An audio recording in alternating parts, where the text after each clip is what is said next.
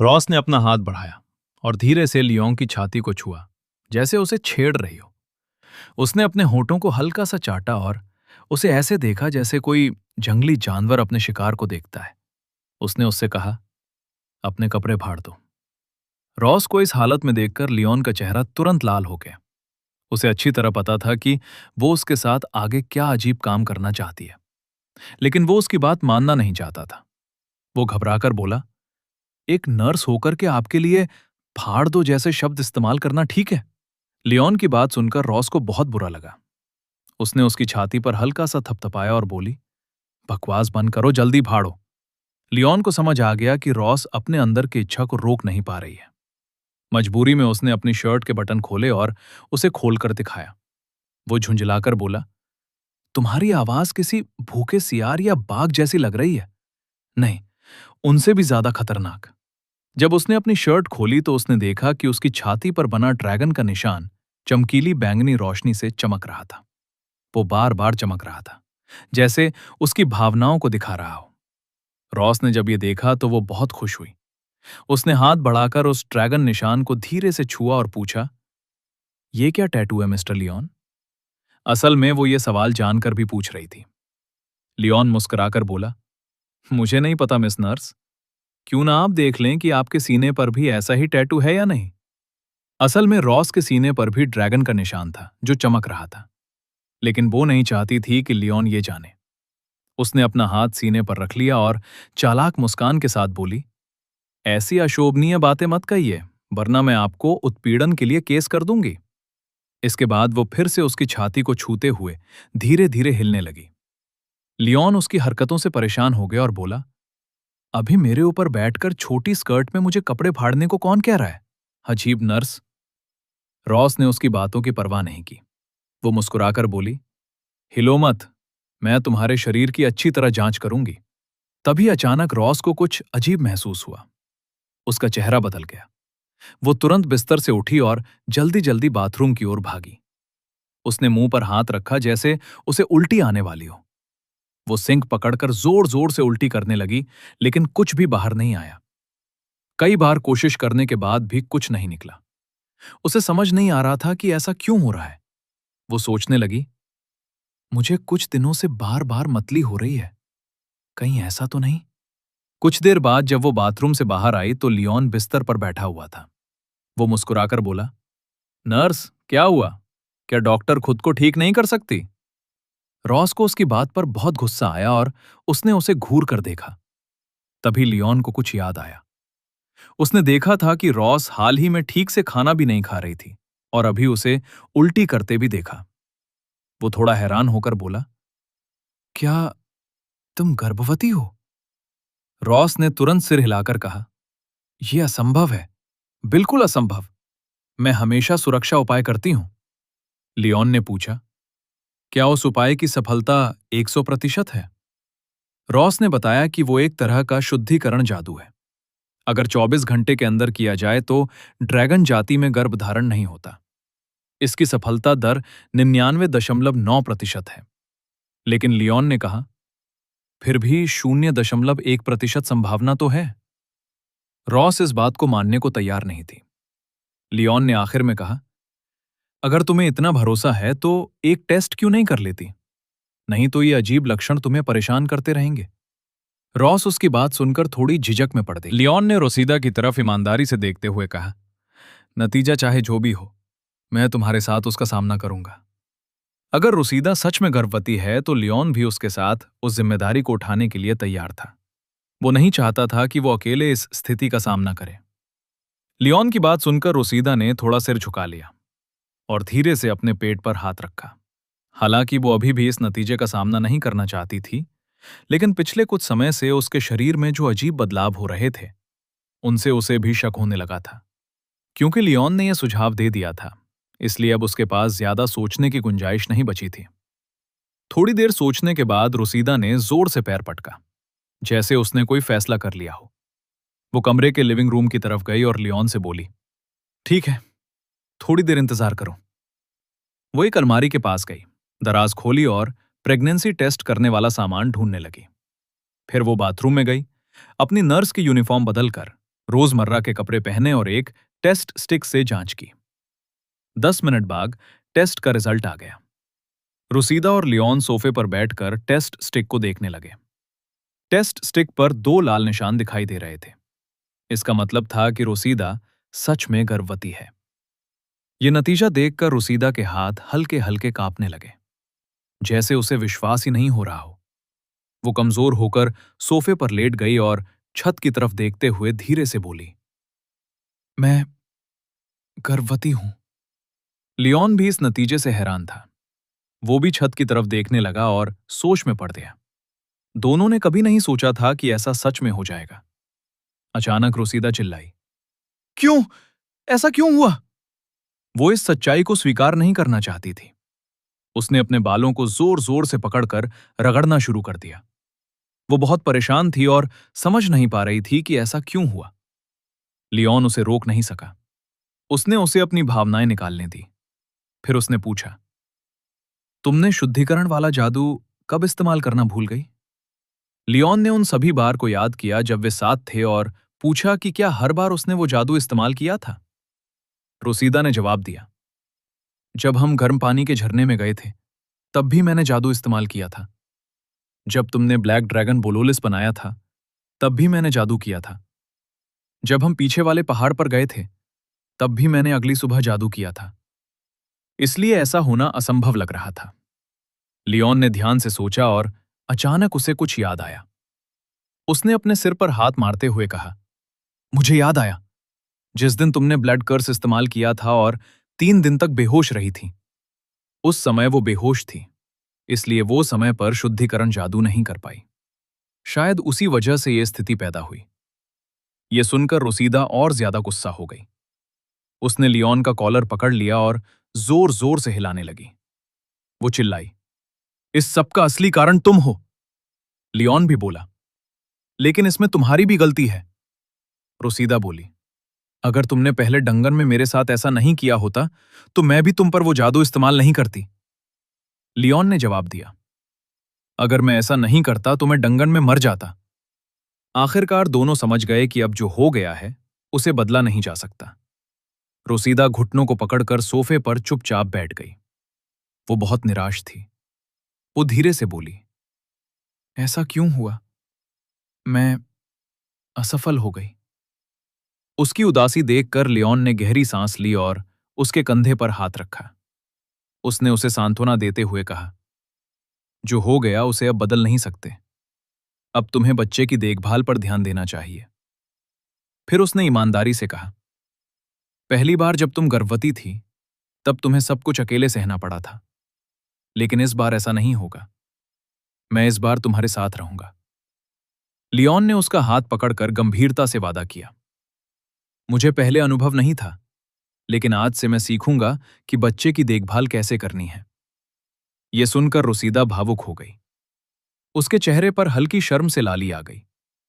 उसे उम्मीद नहीं थी कि लियोन इस जिम्मेदारी को उसके साथ बांटेगा।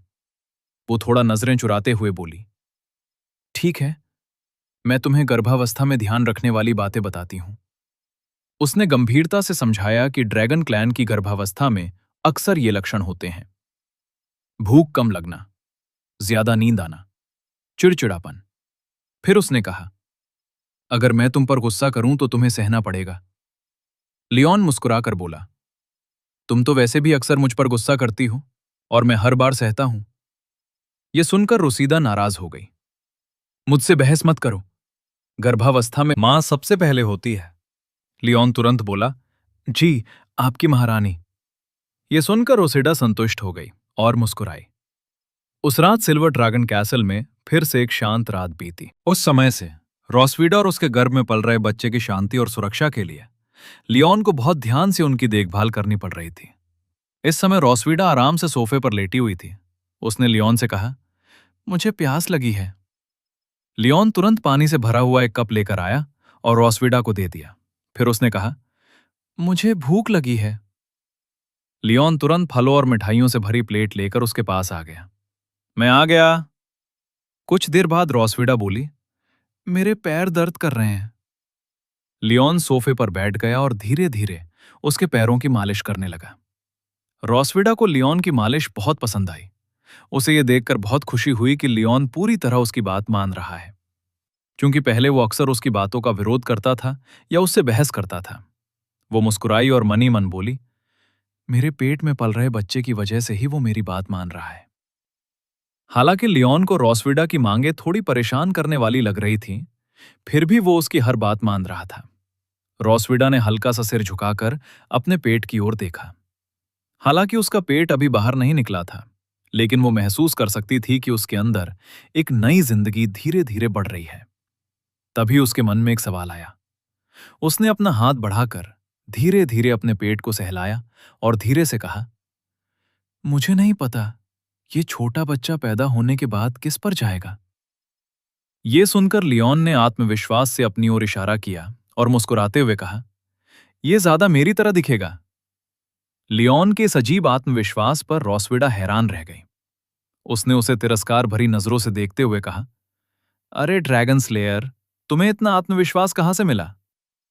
लियोन ने आंखें बंद की, अपनी बाहें फैलाईं और कहा, यह आत्मविश्वास मुझे नोआ और मुआन ने दिया है। अपनी कल्पना में उसे लगा कि नोआ और मुआन दोनों खुशी से उसके सामने खड़े हैं। रॉसविडा के बेडसाइड टेबल पर एक फोटो फ्रेम रखा था। उसमें एक फैमिली फोटो थी जो उन्होंने स्काई सिटी में खास तौर पर इसलिए खिंचवाई थी ताकि नोआ आसानी से स्कूल में दाखिला ले सके। उस फोटो को देखते हुए लियोन ने कहा, उनके बालों का रंग भी मेरे जैसा है, ज्यादातर काला, है ना? लेकिन रॉसविडा को उसकी बात पर भरोसा नहीं हुआ। उसने कहा, लेकिन उनके पास पूंछ है, इसलिए वे जाहिर है मेरी तरह दिखते हैं। यह सुनकर लियोन बहुत असंतुष्ट हो गया। उसने कहा, नोआ का मूल तत्व बिजली है, बिल्कुल मेरी तरह। रॉसविडा ने जवाब दिया, ठीक है, लेकिन उनके पास पूंछ है। बार बार पूंछ का तर्क सुनकर लियोन के पास कोई जवाब नहीं बचा। आखिरकार नोआ और मुआन ने ड्रैगन कबीले के जीन पाए थे और उनके पास पूंछ थी।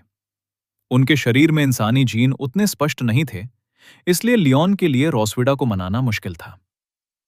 लियोन ने भौहें सिकोड़कर सोचा, पूंछ इंसानों और ड्रैगन के बीच सबसे बड़ा अंतर है। चाहे मैं कितना भी सबूत दूं, मैं उसे नहीं हरा सकता। लियोन की चुप्पी देखकर रॉसविडा बहुत खुश हो गई। उसने उम्मीद भरी मुस्कान के साथ अपनी पूंछ को धीरे धीरे सहलाया। उसी समय लियोन उसकी ओर मुड़ा और उसके पेट को ध्यान से देखने लगा। ऐसा लग रहा था कि उसे कोई नया विचार आया है। रॉसविडा ने हैरानी से पूछा, क्या हुआ? क्या तुम्हारे पास और कोई तर्क है? अचानक लियोन झुककर उसके पेट के पास आ गया। उसने हाथ से पेट को सहलाया और अंदर बच्चे से कहा, बच्चे, जब तुम पैदा हो तो तुम्हारे पास पूंछ नहीं होनी चाहिए, समझे?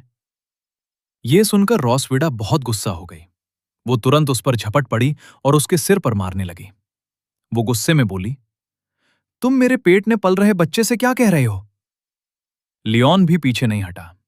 उसने उसके गाल खींचते हुए दर्द से चिल्लाकर कहा, अरे बच्चे देखो, तुम्हारी मां मुझे मार रही है, तुम उससे ये मत सीखना।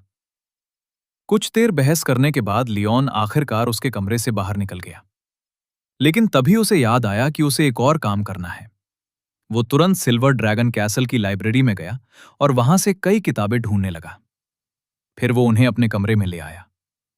उसके बिस्तर पर कई रंगीन कवर वाली किताबें रखी थीं, जैसे लॉबुन की लिटिल ड्रैगन एनसाइक्लोपीडिया, गर्भावस्था के दौरान सावधानियां आदि। लगता था कि ये सारी किताबें गर्भावस्था से संबंधित थीं। लियोन एक किताब पढ़ने लगा जिसका नाम था पेरेंटल टिप्स, अपने छोटे ड्रैगन को आगे बढ़ते हैं। वो बुदबुदाया, जब रोसा अपना पहला बच्चा पाल रही थी तब मैं बेहोश था। उसने पूरे समय ड्रैगन कबीले के तरीके से बच्चे की परवरिश की, इसलिए उसका बच्चा ज्यादा ड्रैगन जैसा होना स्वाभाविक है। फिर उसने सोचा, व्यक्तिगत रूप से ये एक पिता का अपने परिवार में अपनी पहचान साबित करने का तरीका था, और बड़े स्तर पर यह साबित करने का मौका था कि इंसानी जीन ड्रैगन कबीले से ज्यादा शक्तिशाली हैं। उसने तय किया कि वो ऐसा ही करेगा। हालांकि रोसा अभी 2 महीने से भी कम गर्भवती थी, फिर भी उसने सोचा कि पेरेंटल शिक्षा अभी से शुरू करनी चाहिए। योजना तय करने के बाद लियोन बिस्तर से उठ गया। रोसविडा के कमरे में जाने से पहले उसे याद आया कि उसे एक जरूरी चीज चाहिए। वो बिस्तर के नीचे घुसा और सामान ढूंढते हुए बोला, मैंने वो चीज कहाँ रखी थी जो मैंने स्काई सिटी से खरीदी थी। कुछ देर में उसे एक नीली चीज मिली जो रत्न जैसी दिख रही थी। ये एक पोर्टेबल रिकॉर्डिंग स्टोन था, एक छोटा उपकरण जो आवाज रिकॉर्ड कर सकता था। उस समय आधी रात हो चुकी थी। सिल्वर ड्रैगन कैसल की सारी लाइटें बंद थीं और पूरा महल अंधेरे में डूबा हुआ था। बाहर पेड़ों पर झींगुरों की आवाज आ रही थी। चांद आसमान में ऊपर आ चुका था और चुपचाप इस महल को देख रहा था। तभी रोसविडा के कमरे की बालकनी पर एक परिचित आकृति दिखाई दी। वो धीरे से रेलिंग से कूदा और कमरे के अंदर आ गया। उस समय रोसविडा गहरी नींद में सो रही थी।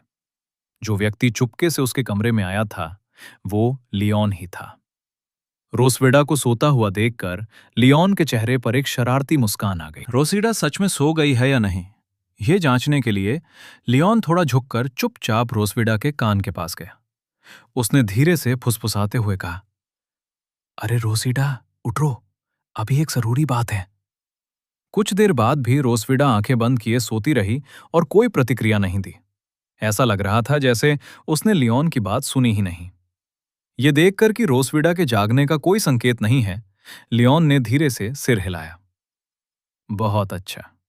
गर्भवती महिला की नींद की गुणवत्ता काफी अच्छी है।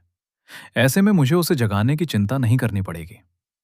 लियोन चुपचाप उसके बिस्तर के पास बैठ गया और अपनी जेब से एक पोर्टेबल रिकॉर्डिंग स्टोन निकाला। उसने रिकॉर्डिंग स्टोन का बटन दबाया और उसे रोसविडा के पेट के पास रख दिया। रिकॉर्डिंग स्टोन से आवाज आने लगी। बहुत समय पहले दूर पश्चिमी महाद्वीप में एक बुद्धिमान और बहादुर जाति का जन्म हुआ। वे खुद को मनुष्य कहते हैं। असल में लियोन ने पहले से ही अपने कमरे में इंसानों की कहानियां और इतिहास रिकॉर्ड करके रख लिया था, ताकि रोसविडा के पेट में पल रहा बच्चा मानव संस्कृति के बारे में ज्यादा जान सके।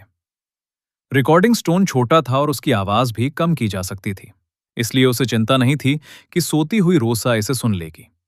वो इस तरह से धीरे धीरे बच्चे को प्रभावित करना चाहता था। रिकॉर्डिंग सुनते हुए लियोन ने रोसविडा के पेट से धीरे से कहा, बच्चे, इंसान दुनिया की सबसे महान जाति हैं। भविष्य में तुम्हें इंसानों जैसा बनना चाहिए।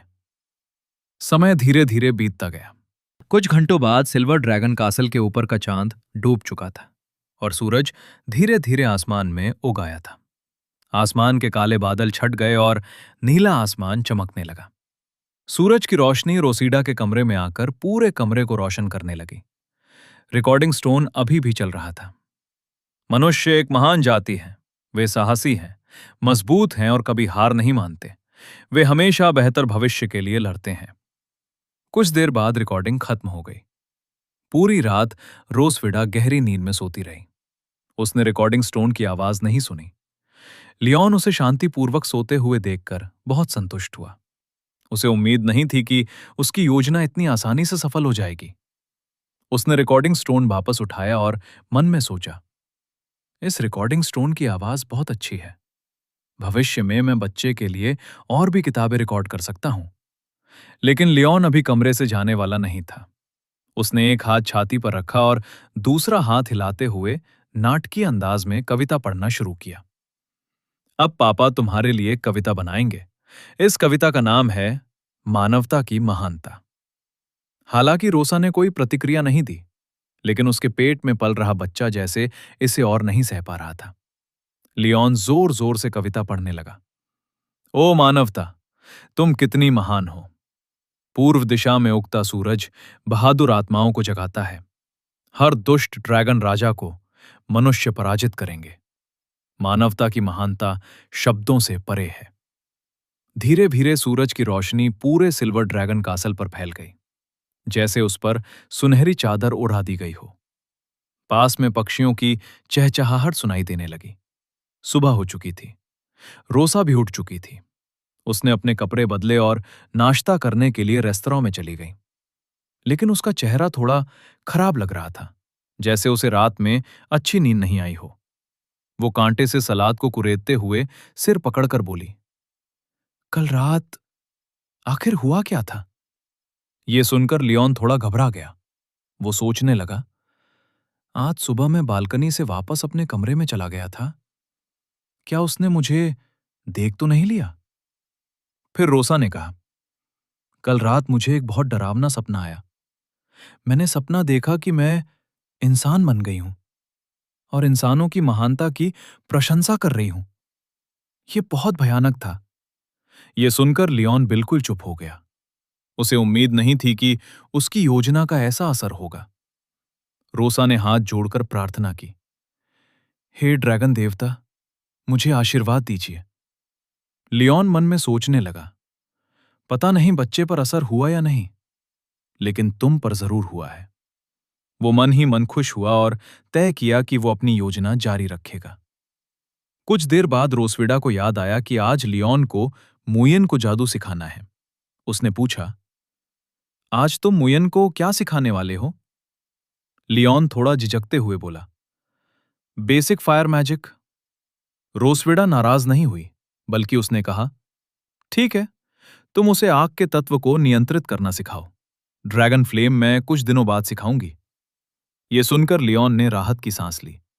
वो उठकर बोला, मैं पहले उसे ढूंढने जा रहा हूं, तुम आराम से खाना खाओ।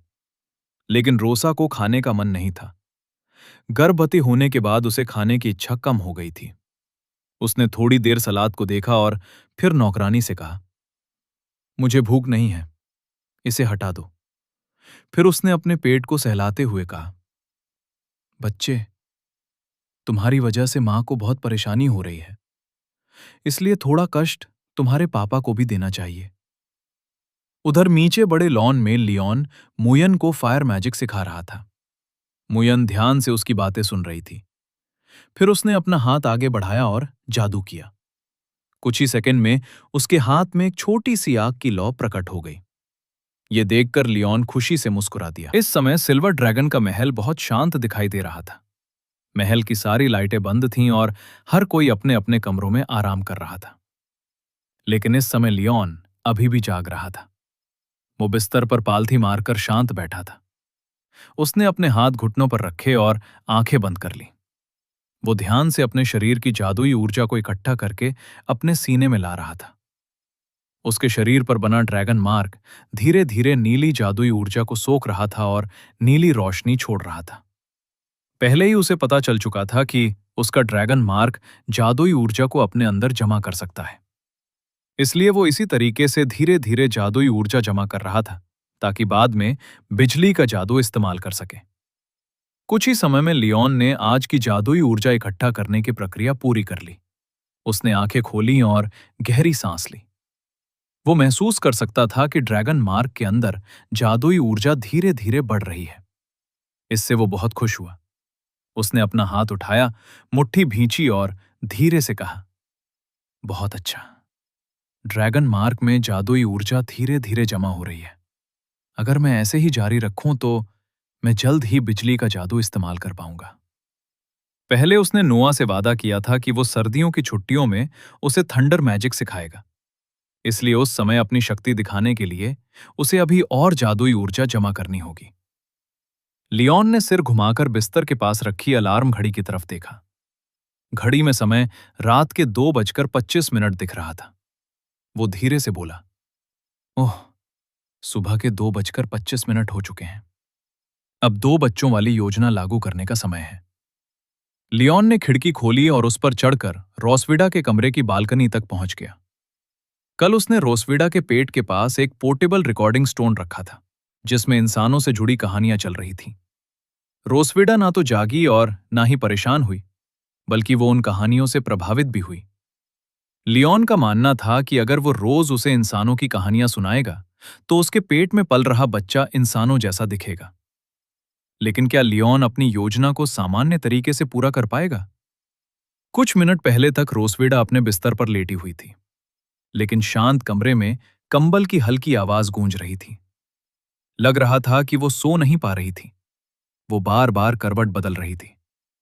आखिर उसने आंखें खोलीं और रात के दृश्य को देखने लगी। आज रात उसे नींद नहीं आ रही थी। वो मन ही मन बोली, मेरे दिमाग में बहुत सारी बातें चल रही हैं। मैं बिल्कुल सो नहीं पा रही। रात के खाने के समय लियोन ने जानबूझकर दूसरे बच्चे के विषय से बचने की कोशिश की थी। रोसविडा धीरे धीरे बिस्तर पर बैठ गई। उसे याद आया कि रात के खाने के समय उसने बच्चों के बारे में बात की थी, लेकिन लियोन उस विषय पर बात करने से बच रहा था। डिनर खत्म होने तक भी उसने कुछ नहीं कहा। इससे रोसविडा बहुत हैरान और उत्सुक हो गई। उसने कमरे की घड़ी की तरफ देखा। समय 2:25 AM था। कुछ देर सोचने के बाद उसने फैसला किया, अभी समय बिल्कुल सही है। मैं सीधे जाकर उससे उसके दिल की असली बात पूछूंगी। रोसविडा कपड़े पहनकर चुपचाप कमरे से बाहर निकल गई। वो लियोन के सोते समय उससे सच्चाई जानना चाहती थी। पहले भी वो इसी तरीके से उसके मन की असली बात समझ पाती थी, लेकिन रोसविडा को ये नहीं पता था कि कुछ मिनट पहले ही लियोन अपने कमरे से निकल चुका था। लियोन आसानी से अपनी खिड़की से चढ़कर रोसविडा के कमरे की बालकनी में पहुंच गया और धीरे से दरवाजा खोलकर अंदर आ गया। उसी समय रोसविडा भी लियोन के कमरे के दरवाजे तक पहुंच गई। उसने अपनी अतिरिक्त चाबी से दरवाजा खोला और अंदर गई। जब लियोन ने कमरे में देखा तो पाया कि रोसविडा कमरे में नहीं थी। पूरा कमरा बहुत शांत था। कई बार देखने के बाद उसे पूरा यकीन हो गया कि वो सच में कमरे में नहीं है। खाली बिस्तर देखकर वो धीरे से बोला, वो यहां क्यों नहीं है? उधर रोसविडा भी लियोन के कमरे में देख रही थी, लेकिन लियोन वहां भी नहीं था। बिस्तर बिल्कुल साफ था, जैसे कोई वहां सोया ही ना हो। इससे रोसविडा को समझ आ गया कि लियोन उसके आने से पहले ही कमरे से निकल चुका था। वो सोचने लगी, इतनी रात में वो कहां गया? उसी समय उसकी नजर खिड़की पर पड़ी, जो खुली हुई थी। हल्की हवा पर्दे को हिला रही थी। कुछ देर खिड़की को देखते देखते रोसविडा को अचानक कुछ समझ में आया। उसकी आंखें हल्की सी फैल गईं। बालकनी का दरवाजा खुला है। क्या ऐसा हो सकता है? रोसविडा तुरंत लियोन के कमरे से बाहर निकली और तेजी से अपने कमरे की तरफ चल पड़ी। गलियारे में उसके तेज कदमों की आवाज गूंज रही थी। अपने कमरे में मौजूद लियोन ने भी यह आवाज साफ साफ सुन ली। उसका दिल घबरा गया। ओह नहीं, वो अभी वापस आ रही है। अगर उसने मुझे आधी रात को उसके कमरे में चोरी छिपे आते हुए पकड़ लिया तो मेरी इज्जत पूरी तरह खत्म हो जाएगी। वो बालकनी से भागना चाहता था, लेकिन कदमों की आवाज और तेज हो रही थी। उसने जल्दी से कमरे में चारों तरफ देखा। उसे लगा कि अलमारी ही छिपने की सबसे अच्छी जगह है। वो तुरंत अलमारी का दरवाजा खोलकर अंदर घुस गया और दरवाजा बंद कर लिया। उसी समय रोसविडा कमरे में वापस आई और दरवाजा खोल दिया। उसे शक हो चुका था कि लियोन शायद उसके कमरे में घुसा हुआ है। उसने कमरे को ध्यान से देखा। उसे लियोन कहीं दिखाई नहीं दिया। उसी समय उसे बालकनी की तरफ से आती हल्की हवा महसूस हुई। उसने सिर घुमाकर देखा। बालकनी का दरवाजा अभी भी खुला हुआ था, जैसे किसी को उसे बंद करने का मौका ही ना मिला हो। रोसविडा बालकनी की ओर चली और धीरे से दरवाजा बंद कर दिया। बालकनी का दरवाजा खुला देखकर उसने कुछ अंदाजा लगाया। उसे लगा कि लियोन के पास बालकनी से निकलने का समय नहीं था, इसलिए वो अभी भी यकीन से सोच रही थी कि लियोन उसके कमरे में ही कहीं छिपा हुआ है और अभी तक निकल नहीं पाया है। फिर रोसविडा ने सावधानी से बाथरूम और अपने बिस्तर के नीचे देखा, लेकिन वहां लियोन नहीं मिला। उसने कमरे की बाकी जगहों को भी देखा जहां कोई छिप सकता था, पर वहां भी लियोन नहीं मिला। रोसविडा चुपचाप कमरे में घूमते हुए मन ही मन सोचने लगी, बाथरूम में नहीं, बिस्तर के नीचे भी नहीं, तो अब छिपने के लिए सिर्फ एक ही जगह बचती है। रोसविडा धीरे धीरे अपनी अलमारी के पास गई। कमरे में यही एक चीज बची थी जिसे उसने अभी तक नहीं देखा था। अगर वो अब अलमारी खोलती है तो शायद उसे लियोन मिल सकता है। असल में रोसविडा का अंदाजा गलत नहीं था। लियोन सच में उसी अलमारी के अंदर छिपा हुआ था। इस समय लियोन को रोसविडा के कदमों की आवाज सुनाई देना बंद हो गई। अलमारी के दरवाजे की दरार से उसने देखा कि वो अलमारी के सामने खड़ी है। यह देखकर वो बहुत घबरा गया। वो अलमारी के पीछे की ओर झुक गया और मन ही मन घबरा कर बोला, कृपया यहां मत आओ। क्या उसने मुझे इतनी जल्दी ढूंढ लिया? उसे डर था कि कहीं रोसविडा को पता ना चल जाए कि वो अंदर छिपा है। रोसविडा ने हाथ उठाकर अलमारी के हैंडल को पकड़ लिया। लग रहा था कि वो अभी अलमारी खोलने वाली है। लियोन और भी ज्यादा घबरा गया। उसने एक हाथ से अपना मुंह ढक लिया और सांस रोक ली, ताकि उसकी सांस की आवाज रोसविडा तक न पहुंचे। उसका दिल इतनी तेज धड़क रहा था कि जैसे बाहर निकल आएगा। वो दरवाजे को घूरते हुए बिल्कुल चुप खड़ा रहा। उसी समय रॉसविडा के चेहरे पर एक शरारती मुस्कान आ गई। हालांकि लियोन ने कोई आवाज नहीं की थी, फिर भी उसे लगता था कि लियोन अलमारी के अंदर ही है। लेकिन रॉसविडा ने तुरंत अलमारी खोलकर उसे पकड़ने की जल्दी नहीं की। उसने सोचा कि लियोन को थोड़ा छेड़ने का मजेदार तरीका अपनाया जाए। वो मुड़ी और कमरे में रखी एक मेज की ओर चली गई। मेज पर एक प्यारा सा हरा आई मास्क रखा था। उसने जानबूझकर हैरानी जताते हुए कहा, ओह, मेरा आई मास्क यहां रखा था। इसके बिना तो मुझे नींद ही नहीं आती। रॉसविडा ने वो हरा आई मास्क उठाया और बिस्तर की ओर चली गई। उसने चुपके से अलमारी की तरफ देखा, जैसे लियोन की हालत देख रही हो। वो ऐसे अभिनय कर रही थी जैसे वो सच में आई मास्क ढूंढ रही थी, ताकि लियोन का शक दूर हो जाए। लियोन सच में उसकी बातों पर विश्वास कर बैठा। जब उसने देखा कि रॉसविडा अलमारी से दूर जाकर बिस्तर पर लेट गई है, तो उसने राहत की सांस ली। उसने सोचा, अच्छा हुआ उसने मुझे नहीं देखा। अलमारी की दरार से उसने देखा कि रॉसविडा आई मास्क पहनकर बिस्तर पर लेट गई है। लग रहा था कि वो सोने वाली है। लियोन मन ही मन खुश हो गया। उसने सोचा, बस जब तक वो सो जाए मैं आजाद हो जाऊंगा। वो धीरे धीरे इंतजार करने लगा कि रॉसविडा गहरी नींद में चली जाए, ताकि वो चुपचाप कमरे से निकल सके। समय धीरे धीरे बीतता गया। अब सुबह के 3 बजे हो चुके थे। कमरा बिल्कुल शांत था। ऐसा लग रहा था कि रॉसविडा सच में सो चुकी है। सावधानी के लिए लियोन ने फिर से स्थिति देखी। दरवाजे की दरार से उसने देखा कि रॉसविडा बिल्कुल नहीं हिल रही थी और कोई आवाज भी नहीं आ रही थी। इन सब बातों से उसने तय कर लिया कि वो सच में सो गई है। फिर उसने धीरे से अलमारी का दरवाजा खोला। लियोन सावधानी से बाहर निकला और धीरे धीरे जमीन पर उतरा। रॉसविडा अभी भी बिस्तर पर लेटी हुई थी और उसने कोई प्रतिक्रिया नहीं दी। लियोन ने अपना सिर बाहर निकालकर घबराते हुए उसकी तरफ देखा। वो अभी भी डर रहा था कि कहीं वो अचानक जाग न जाए। लेकिन थोड़ी देर तक कुछ नहीं हुआ। फिर लियोन धीरे धीरे बालकनी की ओर बढ़ने लगा, ताकि चुपचाप निकल सके। लेकिन जैसे ही उसे लगा कि उसका भागना सफल हो रहा है, अचानक रॉसविडा बिस्तर पर बैठ गई। उसने आई मास्क उतारा और शरारती मुस्कान के साथ कहा, हाय मेरे प्यारे कैदी, रात के इस समय मेरी अलमारी में क्या कर रहे हो? रॉसविडा की आवाज सुनकर लियोन एकदम जगह पर जम गया। वो बहुत शर्मिंदा और घबराया हुआ था। बिना कुछ कहे वो जल्दी से वापस अलमारी में घुस गया और दरवाजा बंद कर लिया। लियोन की यह हरकत देखकर रॉसविडा को बहुत मजा आया। वो बिस्तर से उठकर आराम से बैठ गई। लियोन ने आंखें चौड़ी कर ली। वो हैरान था और तेज तेज सांस ले रहा था। वो अलमारी के अंदर टिककर खड़ा हो गया और मन ही मन बोला, इस ड्रैगन ने तो मुझे धोखा दे दिया। उसे बिल्कुल अंदाजा नहीं था कि रॉसविडा पूरे समय जाग रही थी और उसे छेड़ने के लिए ये नाटक कर रही थी। अब उसकी हालत ऐसी हो गई थी कि वो यहां से निकल भी नहीं सकता था। रॉसविडा दिलचस्पी से अलमारी को देख रही थी। उसे अच्छी तरह पता था कि लियोन अभी कितनी मुश्किल स्थिति में है। उसे याद आया कि पिछली बार लियोन ने उसे इसी तरह अपने कमरे में फंसा दिया था। अब वही स्थिति लियोन के साथ थी। वो मुस्कुराई और लियोन की नकल करते हुए बोली, क्या ये स्थिति तुम्हें जानी पहचानी लग रही है? फिर उसने मजाक में कहा, मुझे याद आया। अब मुझे तुम्हारे लिए एक गाना बजाना चाहिए, है ना? प्यारे लियोन, दरवाजा खोलो, जल्दी खोलो, मैं तुम्हारे दरवाजे पर हूं। लेकिन लियोन उसकी बातों से नहीं डरा। उसने भौहें चढ़ाकर जोर से कहा, हार मान लो ड्रैगन। क्या सिल्वर ड्रैगन क्वीन गर्भावस्था के दौरान वो काम कर सकती है?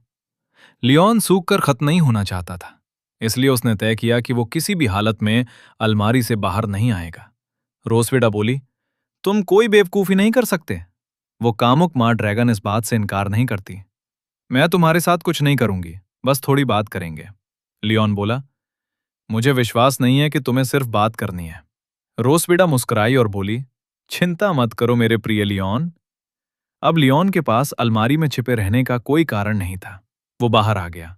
रोसविडा ने पूछा, इस समय मेरे कमरे में क्या कर रहे हो? लियोन बोला, मैं बस देखने आया था कि तुम ठीक से सो रही हो या नहीं।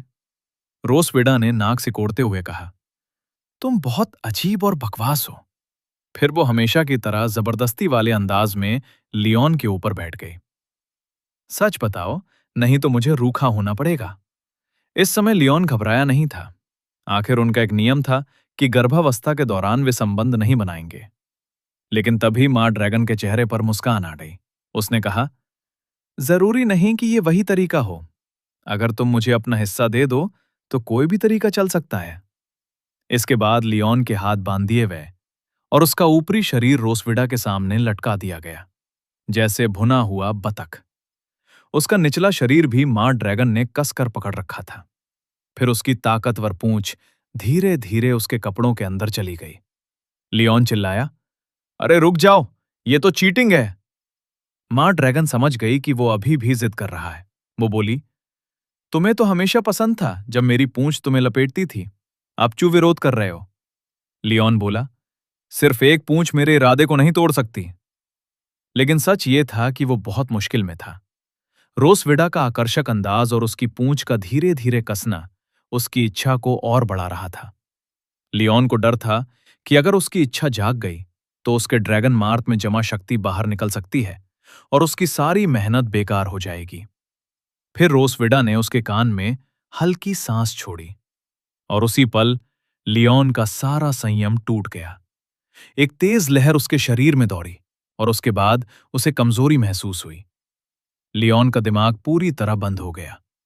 रोसविडा विजेता की तरह मुस्कुराई और अपनी पूंछ साफ करते हुए बोली, लगता है कैदी से पूछताछ काफी असरदार रही। अब भी सच नहीं बताओगे? वो पूछी। तुम्हारे ड्रैगन मार्क की रोशनी नीली क्यों हो गई? लियोन बोला, शायद फिर से नियंत्रण से बाहर हो गया होगा। पिछली बार भी हॉट रिंग में ऐसा हुआ था। असल में लियोन जानता था कि शायद उसकी शक्ति से बिजली जैसा तत्व निकल गया था, लेकिन वो ये बात रोसविडा को नहीं बताना चाहता था।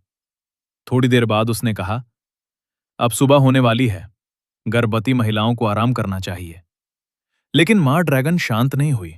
वो बोली, तुम्हें बताना होगा कि तुम चुपके से मेरे कमरे में क्यों आए। लियोन बोला, मैं सच में तुम्हारी चिंता करता हूं।